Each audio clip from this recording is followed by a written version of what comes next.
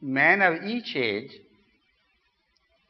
gets the answers to his questions in the universe in which he is living. And for him, that relative truth is enough.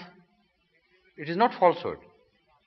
Looking back from a different age, you may look back and say, this was not right. But for him, for his own limited requirements, that was right. He lived through it and gained and progressed. If he had lived in falsehood, the generations he had left would not progress. And there should only be a deterioration in operation, no progression. But there is a constant progress, which means every age, man of every age gained something and entered a new era of greater knowledge, a higher platform of existence and realities.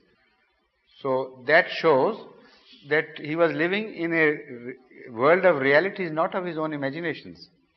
Similarly, that was the case with the Holy Quran.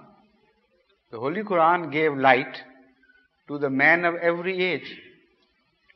And although you look back and think that their influences were wrong and they were living in a sort of comparative darkness, but the fact is that the man of each age is illuminated. You are illuminated today, but the man of tomorrow, maybe of 1,000 years, would look back at you and say, look here, he knew very little of the Holy Quran, and the one which we know now is so different, so vast, so deep in meaning.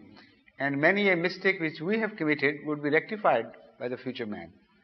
So it's only a question of relativity, nothing more.